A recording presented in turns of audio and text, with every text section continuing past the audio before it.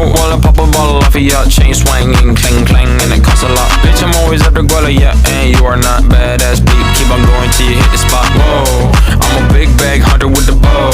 She got a big bed, never drop it low. Mama called me and she. Selanjutnya yaitu keanekaragaman tingkat gen. Ada bawang merah. Bawang merah atau allium cepa adalah salah satu bumbu masak utama yang berasal dari Iran, Pakistan, dan pegunungan-pegunungan di sebelah utaranya. Tanaman ini cocok tumbuh di dataran rendah sampai dataran tinggi pada ketinggian 0 sampai 1000 meter di atas permukaan laut.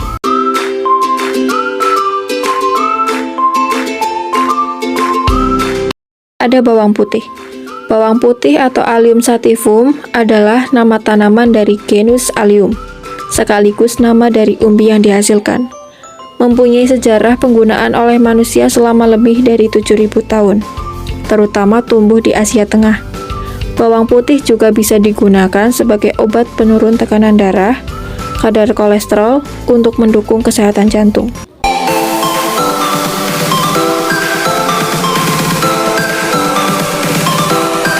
Ada bawang bombay. Bawang bombay atau Allium cepa adalah jenis bawang yang paling banyak dan luas dibudidayakan. Dipakai sebagai bumbu maupun bahan masakan. Berbentuk bulat besar dan berdaging tebal.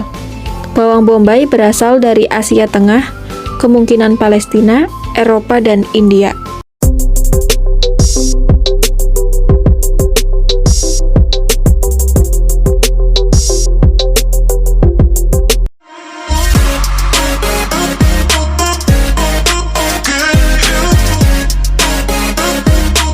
Selanjutnya persamaan jenis bawang.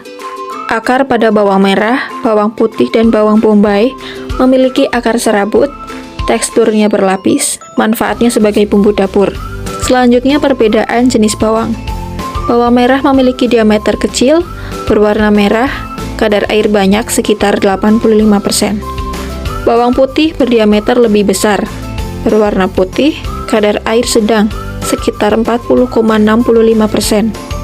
Dan bawang bombay berdiameter besar, warna putih ke kuning-kuningan, kadar air sedikit sekitar 12,66%. Selanjutnya yaitu keanekaragaman tingkat spesies. Ada jahe, lengkuas, dan kunyit. Yang pertama yaitu jahe. Jahe dengan nama ilmiah Zingiber officinale adalah tanaman rimpang yang sering kita jumpai di sekitar kita. Tanaman ini digunakan sebagai tanaman obat tradisional maupun bumbu dapur. Rimpangnya berbentuk jemari yang menggembung di ruas-ruas tengah.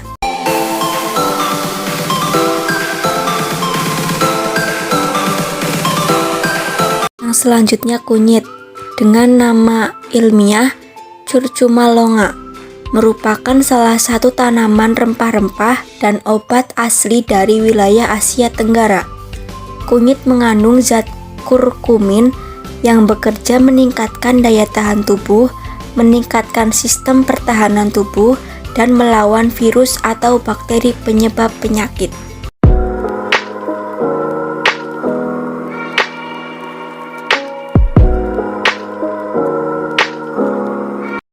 Yang selanjutnya yaitu lengkuas dengan nama ilmiah Alpinia galanga, merupakan jenis tumbuhan umbi-umbian yang bisa hidup di daerah dataran tinggi maupun dataran rendah. Lengkuas adalah salah satu jenis rempah-rempah yang banyak ditanam di Asia seperti India, Arab, Cina, dan Indonesia.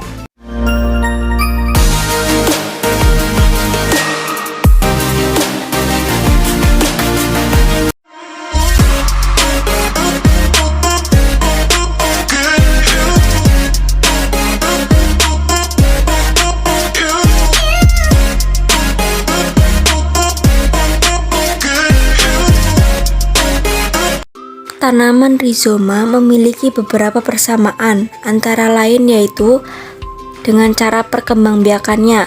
Jahe menggunakan tunas, kunyit menggunakan tunas, dan lengkuas juga menggunakan tunas. Pemanfaatannya, jahe digunakan rimpangnya, kunyit digunakan rimpangnya, dan lengkuas juga digunakan rimpangnya. Kemudian jenis tumbuhannya, jahe berupa jenis tumbuhan rempah-rempah, kunyit juga merupakan tumbuhan rempah-rempah, dan lengkuas juga merupakan tumbuhan rempah-rempah. Adapun perbedaan dari tanaman rhizoma yaitu dilihat dari warnanya, jahe berwarna coklat, kunyit berwarna orange, lengkuas berwarna putih.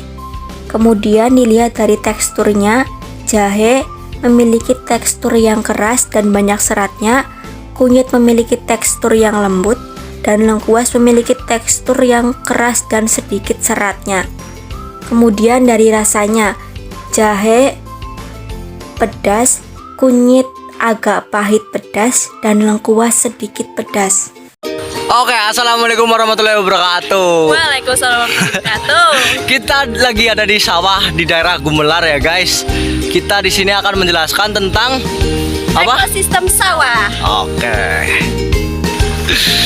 Oke, kita lagi meneliti tentang biotik dan abiotik di sawah Gumelar. Sebelumnya, kami akan menjelaskan apa itu ekosistem.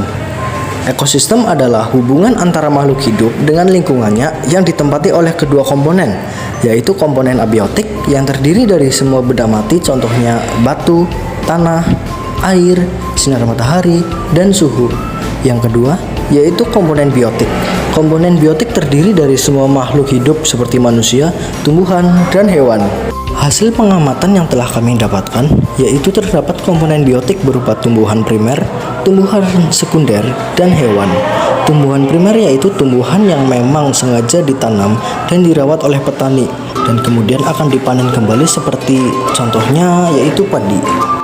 Kedua yaitu tumbuhan sekunder. Tumbuhan sekunder adalah tumbuhan liar yang tumbuh di sekitar tumbuhan primer dan dapat kita lihat di sini terdapat beberapa rumput-rumput liar yang tumbuh di sekitar padi. Yang ketiga yaitu hewan. Hewan yang kami temukan yaitu belalang, capung, tengkek, keong, dan ikan kecil-kecil yang dinamakan ikan wader.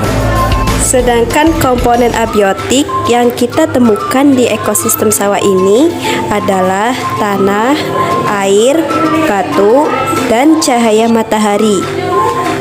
Hubungan antara makhluk hidup yang terjadi di ekosistem sawah ini yaitu rantai makanan. Rantai makanan adalah peristiwa makan-memakan antara makhluk hidup. Sebagai contoh yaitu padi dimakan oleh belalang, kemudian belalang dimakan oleh katak, dan katak dimakan oleh ular. Nah, ular ini nanti akan mati karena diuraikan oleh pengurai, yaitu bakteri. Di sini, padi sebagai produsen, kemudian belalang menjadi konsumen 1, katak menjadi konsumen 2, ular sebagai konsumen 3, dan bakteri sebagai pengurai atau dekomposen. Jadi, itulah pengamatan ekosistem di sawah yang telah kami amati. Oke, sekian penjelasan dari kelompok kami. Apabila ada salah kata mohon maaf. Apabila itu ya. Wassalamualaikum warahmatullahi wabarakatuh. Bye.